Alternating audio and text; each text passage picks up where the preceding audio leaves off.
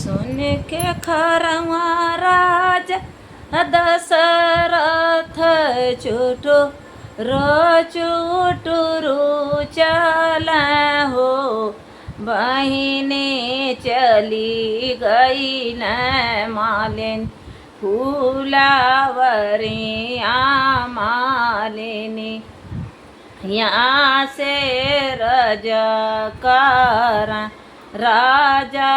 चली भइल मालिन फूलावरिया मालिनी यहाँ से रजकर मालिन सगरही फुलवा चटकार बेलिया काहे को मिल मालिन सगरही फुलवा चटकार बेलिया काहे को मिल बोलिया त ए राजा बोलला तू बोल हो ना जानला हो राजा जाई के पूछा हो रानी कौशल्या कामाने गुनामा बाधिन राजा जाई के पूछा हो रानी कौशल्या कामाने गुनामा बाधिन राजा जाई के पूछा हो रानी सुमित्रा कामाने गुनामा बाधिन राजा जाई के पूछा हो रानी के कही कामाने गुनामा बाधिन एतनी बचन राजा सुनल सुनहु नाही पावल हो राजा घोड़े पीठे भइल आसावार माहाली या के जाल राजा घोड़े पीठे भइल आसावार माहाली या में जल राजा घोड़े मुड़े तान चादरावा सुतल गजाओ बर राजा घोड़े मुड़े तान चादरावा सुतल गजाओ बर घर से निकर रानी कौशल्या तरज से अरज करई हो राजा कना लेता कुला दातु अनिया खरैया तुहरे हुई है राजा कना ले बाकुला दातु अनिया खरैया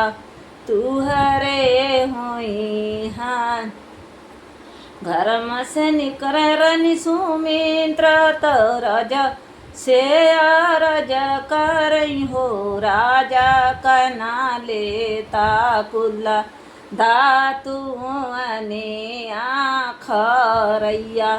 तुहरे हुई है घर से निकर रानी के कही तरज से अरज करई हो राजा कना लेता कुला दातु अनिया खरैया तुहरे हुई है रानी नगर में होई गई न सोरती नहुन रानी बाझिन रानिया नगरा में होई गई न सोरती नहुन रानी बाझिन हमहु नीरबांसी खरैया कैसे हुई हैं मोरे पिछुअरामा बिसहर बिसहर भैया हितवा ना हो भैया दना देता जह रका पुड़िया तीनहुन जाने मारी बिसहर दना देता जह रका पुड़िया चरहुन जाने मारी रानी कौशल्या पियसिली पीसी सुमित्रा पियसिली पीसी हो रानी के कही पियसिली या के धोई तीनहुन रानी गर्भे रानी के कही तपिए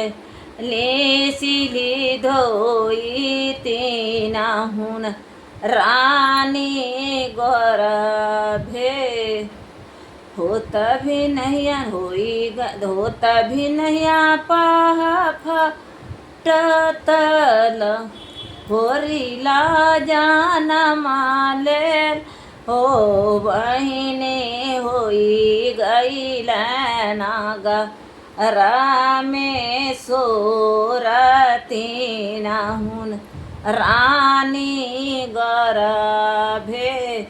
बहिनी होई गईल नागा रामेश्वरती नहुन रानी गर्भे रानी कौशल्या के जन्म राम तक सुमित्रा के लक्ष्मण हो बहिनी के कही के भरत भुआलती नहुन रानी गर्भे से हो बहिनी रानी के कही के भरत भुआलती नहुन रानी गर्भे